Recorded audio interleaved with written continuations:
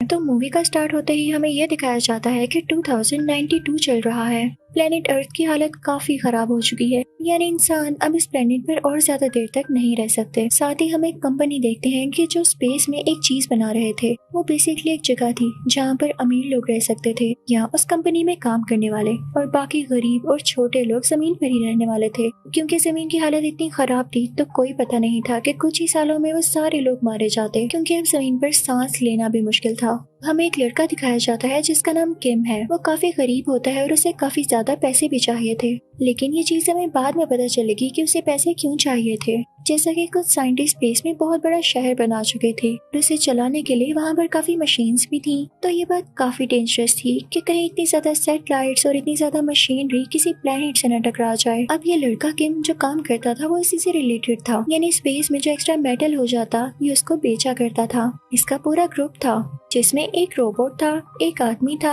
और एक इनकी कैप्टन थी। उस एक्स्ट्रा मेटल और मशीनरी को पकड़ने के लिए और भी काफी ज्यादा ग्रुप्स थे, लेकिन उनके पास इतनी टेक्नोलॉजी नहीं थी, ना ही उनके पास इतनी स्किल्स थी।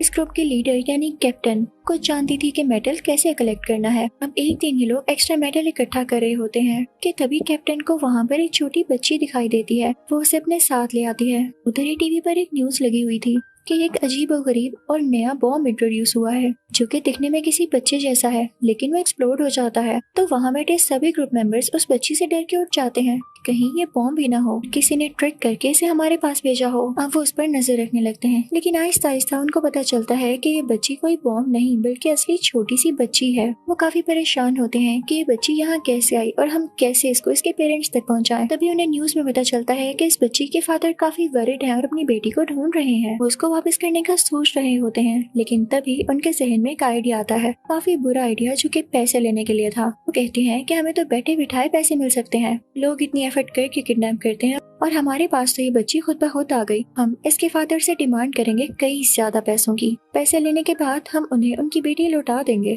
फिर हमें ये पता चलता है कि इस बच्चे के फादर एक साइंटिस्ट थे जो कि उसी जगह काम कर रहे थे जहाँ स्पेस में ये सिटी बनाया गया। अब ये लोग बच्ची के साथ कुछ टाइम गुजारते हैं। उस ग्रुप में किम के अलावा जो आदमी होता है वो बच्ची से काफी अटैच हो जाता है, उसके साथ खेलता है, उससे बातें करता है। और फिर उसके बाद वो सारे मिलकर इस बच्ची के फादर को कॉल करते हैं। वो कहते हैं कि आपकी बेटी हमारे पास है और हमें $4 मिलियन चाहिए। इसके बाद हम आपकी बेटी आपको लौटा देंगे। वो लोग लोकेशन एक डिस्को डिसाइड करते हैं, यानी कि वो ग्रुप उस बच्ची के फादर को डिस्को में बुलाते हैं। बच्ची को भी एक बॉक्स में छुपाकर वहाँ पर ले जाते हैं, लेकिन जैसे ही बच्ची बॉक्स से बाहर आती है तो डिस्को में मौजूद सब लोग डर जाते हैं, क्योंकि उन्हें भी यही लग रहा था कि ये बच्ची कोई बॉम्ब है, क्योंकि वो काफी अजीब तरीके से वहाँ पर आई थी। उस बच्ची के फादर अपनी बच्ची के पास आ ही रहे होते हैं, लेकिन तभी डिस्को में इतनी ज्यादा हलचल मच जाने के बाद वो अपनी बच्ची को ढूंढ ही नहीं पाते। लेकिन तभी वहाँ पर पुलिस भी आ जाती है जो कि उस बच्ची को ढूंढने लगती है। तो पुलिस से डरकर ये ग्रुप वहाँ से भाग जाता है और ये लोग अपनी स्पेसशिप में बातें करने लगते हैं। इनको पता चलता है कि इनके साथी ने उस छोटी बच्ची को वापस अपने पास ले लिया, क्योंकि वो उससे काफी अटैच हो गया था और वो नहीं चाहता था कि ये छोटी बच्ची वापस जाए। तो कैप्टन कहती है कि तुम्हारा दिमाग तो ठीक है, सब कुछ ठीक जा रहा था और तुमने सब कुछ खराब कर दिया। किम मुझसे कहता है कि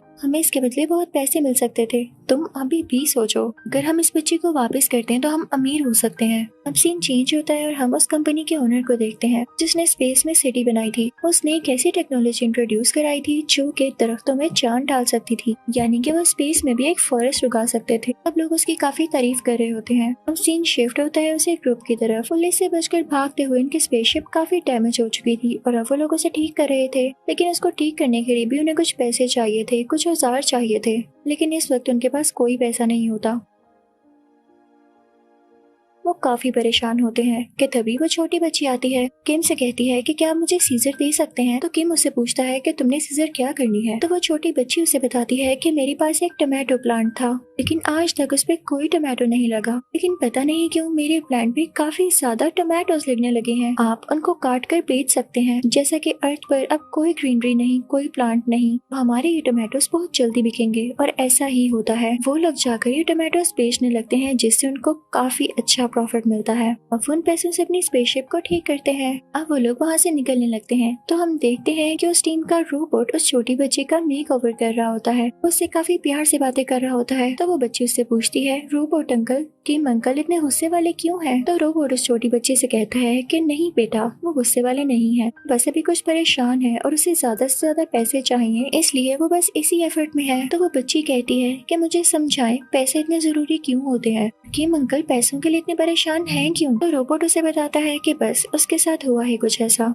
क्या आप रियल स्टोरी सुनना चाहोगी? तो वो बच्ची कहती है जी रोबोट अंकल मुझे बताए ना। तो वो रोबोट पास्ट की स्टोरी सुनाना शुरू करता है। वो कहता है कि कुछ मंथ्स पहले जब सब कुछ ठीक हुआ करता था तो मार्स यानी स्पेस में बनाई गई सिटी में जो पुलिस थी ये उसका लीडर था, यानी किम एक पुलिस हेड था। सब कुछ इसके अंडर था, ये क्राइम रेट को कम करता था।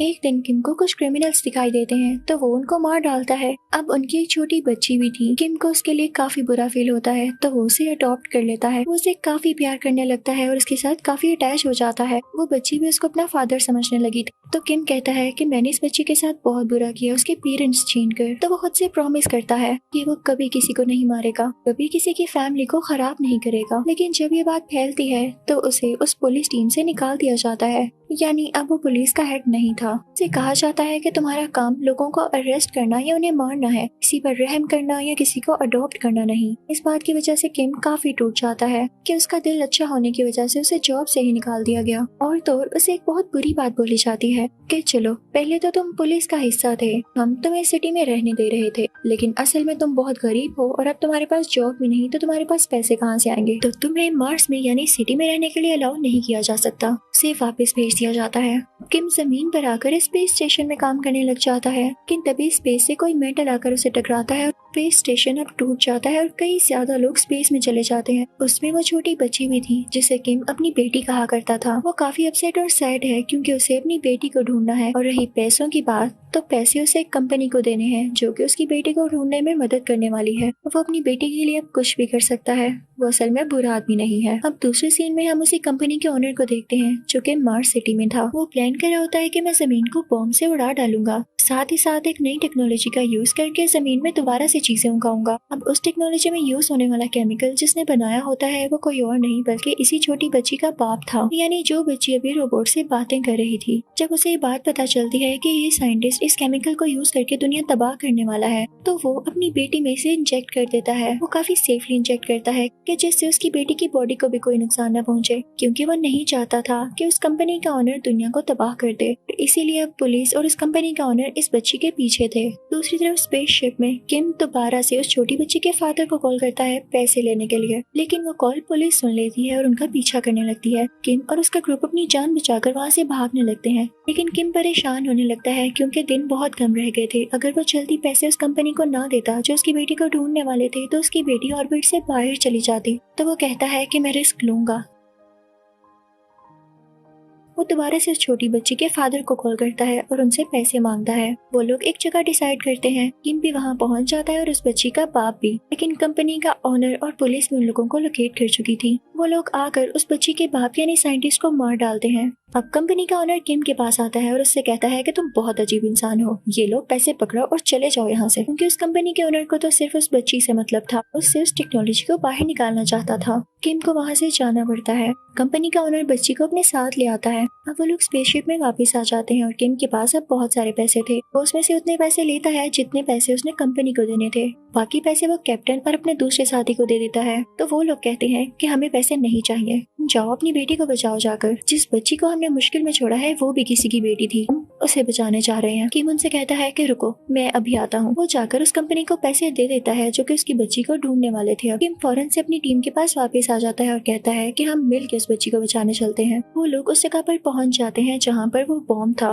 और वो बॉम्ब वही था जो कि अब दुनिया को एक्सप्लोड करने वाला था, क्योंकि उस कंपनी के ओनर ने उस छोटी बच्ची की बॉडी से वो टेक्नोलॉजी निकाल ली थी और इस बॉम्ब में फिक्स करके बॉम्ब की टाइमिंग चला दी थी। जल्द ही ये बॉम्ब एक्सप्लोड होने वाला था। कैप्टन फौरन से उसके सिस्टम के पास जाती है और बॉम्ब को डीएक्टिवेट डीएक्टिवेट करने की बहुत कोशिश करती है लेकिन नहीं कर पाती। वो सब लोग डिसाइड करते हैं कि अगर बॉम्ब डीएक्टिवेट नहीं हो रहा तो हम इस बॉम्ब को बहुत दूर ले जाएंगे, दुनिया से बहुत दूर, ताकि इसका असर दुनिया पर बिल्कुल ना हो। लेकिन इसका एक रिस्क ये था कि अगर वो बॉम्ब को दूर ले जाते तो खुद वो जल्द वहाँ से वापस नहीं आ सकते थे और वो खुद भी इसमें ब्लास्ट हो सकते थे। लेकिन वो अपनी जान की परवाह किए बगैर इस प्लान को डन करते हैं। अब वो सब लोग उस बॉम्ब को बहुत दूर ले जाने लगते हैं। ये देखकर कंपनी का ओनर भी उनके पीछे जाता है। अब बॉम्ब का टाइम खत्म हो चुका था, बॉम्ब एक्सप्लोड हो जाता है। अपेरेंटली हमें ये भी लगता है कि किम, कैप्टन और उनके बाकी साथी मारे जा चुके हैं, लेकिन तभी उनकी बॉडी के इर्द गिर्द कुछ माइक्रोबॉट्स चिपक जाते हैं और ये भेजे थे उसी छोटी बच्ची ने, क्योंकि उसकी बॉडी में अभी भी ये टेक्नोलॉजी और माइक्रोबॉट्स थे, क्योंकि उसने किम और उसके साथियों की मदद के लिए भेजे। लेकिन उस कंपनी के ओनर की बॉडी के गिर्द कोई माइक्रोबॉट नहीं आया तो वो उस ब्लास्ट में मारा जाता है। किम जब वापस आता है तो फौरन से उस कंपनी में अपनी बेटी का पता करने जाता है कि क्या आप लोगों को मेरी बेटी मिली, तो वो लोग कहते हैं कि नहीं, वो ऑर्बिट से बाहर चली गई होगी, सॉरी हम उसे नहीं ढूंढ पाए। किम काफी उदास हो जाता है। तभी उसके ग्रुप मेंबर्स उसे कहते हैं कि ये देखो, ये छोटी बच्ची तो तुम्हारे साथ बैठी है, इसके पेरेंट्स भी अब नहीं रहे, तो क्यों ना हम सब मिलकर इसे पालें। तो वो इस बात पर मान जाता है। अब वो सारे मिलकर और हंसी खुशी रहने लगे थे। उस छोटी बच्ची की बॉडी से वो टेक्नोलॉजी यूज करके दुनिया को दोबारा से ग्रीनरी दे दी जाती है। सारे फूल पौधे दरख्त दोबारा उगा लिए गए थे। वहाँ तो जैसे लाइफ वापस आने लगी थी और यही मूवी खत्म हो जाती है। Thank you for